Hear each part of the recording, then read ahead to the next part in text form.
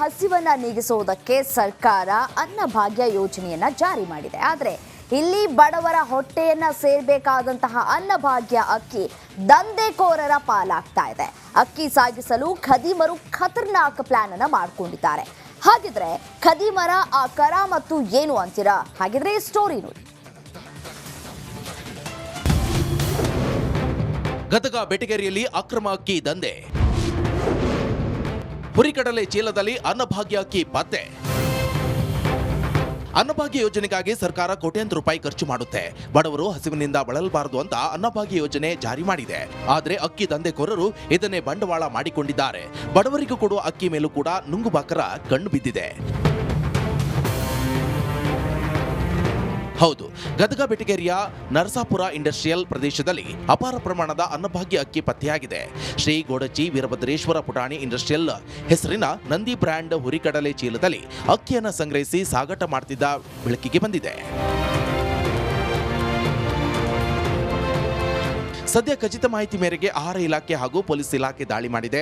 61,000 ಮೌಲ್ಯದ ಸುಮಾರು 52 ಚೀಲದಲ್ಲಿ 18 ಕ್ವಿಂಟಲ್ ಅಕ್ಕಿಯನ್ನು ವಶಕ್ಕೆ ಪಡೆಯಲಾಗಿದೆ. ಆದರೆ ಈವರೆಗೆ ಅಕ್ಕಿ ವಾರಸುದಾರರು ಯಾರು ಅಂತ ಪತ್ತೆಯಾಗಿಲ್ಲ.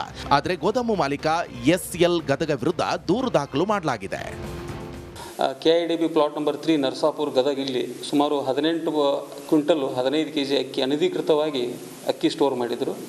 ಸೊ ಅದನ್ನು ಅಕ್ಕಿ ಏನು ಮಾಡ್ತಾ ಇದ್ದಂದ್ರೆ ಬೇರೆ ಬ್ರ್ಯಾಂಡಲ್ಲಿ ನಂದಿ ಬ್ರ್ಯಾಂಡಲ್ಲಿ ಮಿಕ್ಸ್ ಮಾಡಿ ಅದನ್ನು ಬೇರೆ ಕಡೆ ಸಾಗಣೆ ಮಾಡೋ ಕೃತ್ಯ ನಡೆದಿತ್ತು. ಅದರ ಮೇಲೆ ನಮ್ಮ ಸಿಬ್ಬಂದಿ ಮತ್ತು ಪೊಲೀಸ್ ಸಿಬ್ಬಂದಿ ಜಂಟಿಯಾಗಿ ದಾಳಿ ಮಾಡಿ ವಶಪಡಿಸಿಕೊಂಡಿದ್ದಾರೆ ಮತ್ತು FIR ಕೂಡ ಆಗಿದೆ ನಿನ್ನೆ ಅದರ ಮೇಲೆ.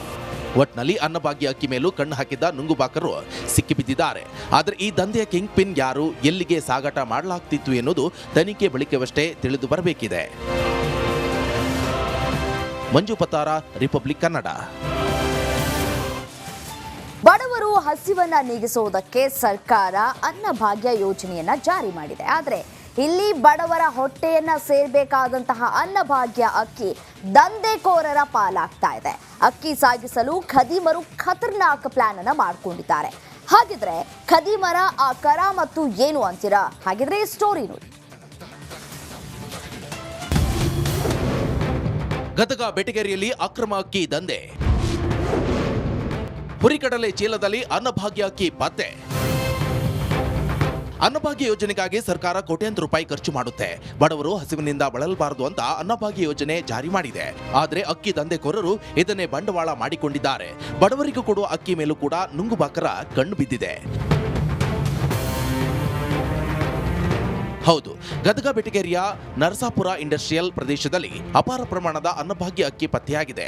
ಶ್ರೀ ಗೋಡಚಿ ವೀರಭದ್ರೇಶ್ವರ ಪುಟಾಣಿ ಇಂಡಸ್ಟ್ರಿಯಲ್ ಹೆಸರಿನ ನಂದಿ ಬ್ರ್ಯಾಂಡ್ ಹುರಿಕಡಲೆ ಚೀಲದಲ್ಲಿ ಅಕ್ಕಿಯನ್ನು ಸಂಗ್ರಹಿಸಿ ಸಾಗಾಟ ಮಾಡುತ್ತಿದ್ದ ಬೆಳಕಿಗೆ ಬಂದಿದೆ. ಸದ್ಯ ಖಚಿತ ಮಾಹಿತಿ ಮೇರೆಗೆ ಆಹಾರ ಇಲಾಖೆ ಹಾಗೂ ಪೊಲೀಸ್ ಇಲಾಖೆ ದಾಳಿ ಮಾಡಿದೆ. 61,000 ಮೌಲ್ಯದ ಸುಮಾರು 52 ಚೀಲದಲ್ಲಿ 18 ಕ್ವಿಂಟಲ್ ಅಕ್ಕಿಯನ್ನು ವಶಕ್ಕೆ ಪಡೆಯಲಾಗಿದೆ. ಆದರೆ ಈವರೆಗೆ ಅಕ್ಕಿ ವಾರಸುದಾರರು ಯಾರು ಅಂತ ಪತ್ತೆಯಾಗಿಲ್ಲ. ಆದರೆ ಗೋದಾಮು ಮಾಲೀಕ ಎಸ್ಎಲ್ ಗದಗ ವಿರುದ್ಧ ದೂರು ದಾಖಲು ಮಾಡಲಾಗಿದೆ. KIDB plot number 3 Narasapura Gadag ಇಲ್ಲಿ ಸುಮಾರು 18 ಕ್ವಿಂಟಲ್ 15 kg ಅಕ್ಕಿ ಅನಧಿಕೃತವಾಗಿ ಅಕ್ಕಿ ಸ್ಟೋರ್ ಮಾಡಿದರು. ಸೊ ಅದನ್ನು ಅಕ್ಕಿ ಏನು ಮಾಡ್ತಾ ಇದ್ದಂದ್ರೆ ಬೇರೆ ಬ್ರ್ಯಾಂಡಲ್ಲಿ ನಂದಿ ಬ್ರ್ಯಾಂಡಲ್ಲಿ ಮಿಕ್ಸ್ ಮಾಡಿ ಅದನ್ನು ಬೇರೆ ಕಡೆ ಸಾಗಣೆ ಮಾಡೋ ಕೃತ್ಯ ನಡೆದಿತ್ತು. ಅದರ ಮೇಲೆ ನಮ್ಮ ಸಿಬ್ಬಂದಿ ಮತ್ತು ಪೊಲೀಸ್ ಸಿಬ್ಬಂದಿ ಜಂಟಿಯಾಗಿ ದಾಳಿ ಮಾಡಿ ವಶಪಡಿಸಿಕೊಂಡಿದ್ದಾರೆ ಮತ್ತು FIR ಕೂಡ ಆಗಿದೆ ನಿನ್ನೆ ಅದರ ಮೇಲೆ.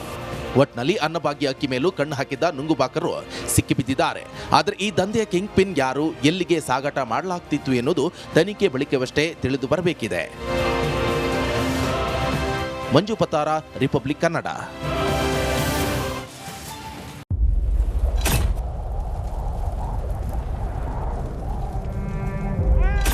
They destroyed our house and our life.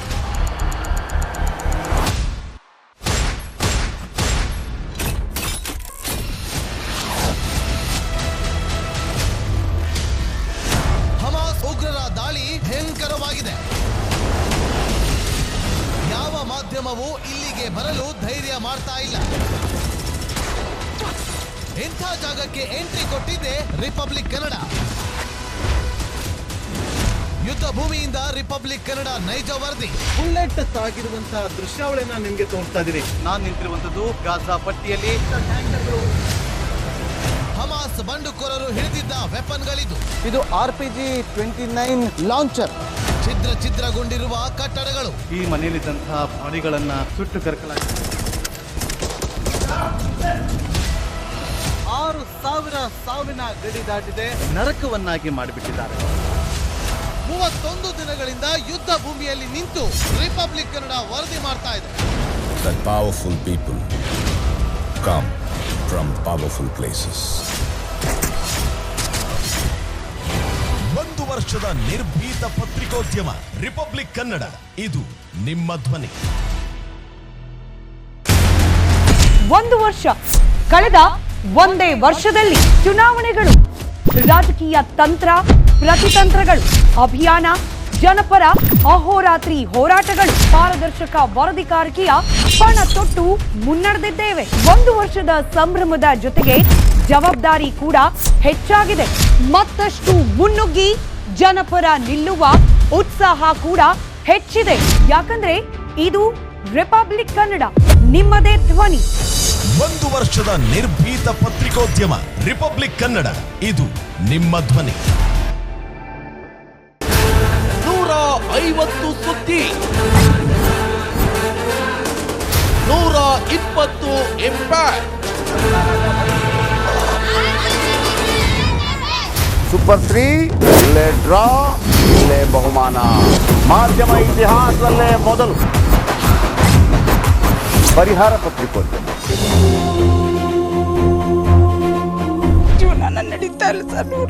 ಗುರುಲಕ್ಷ್ಮಿನಿಲ್ಲ, ಪಿಂಚಣಿನಿಲ್ಲ, ಇದನ್ನೇ ಮಾಡಕ್ಕಾಗಿಲ್ಲ ಅಂತಂದ್ರೆ ಇನ್ನೇನ್ ಮಾಡ್ತೀರಿ ಬೇರೆ?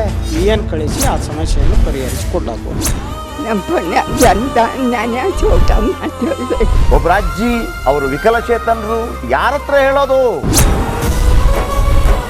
ನಿಮ್ ಪ್ರಾಬ್ಲಮ್ ಏನಪ್ಪಾ ಅಂತ ಕೇಳೋದಕ್ಕೆ ಯಾರು ಇಲ್ವಲ್ಲ.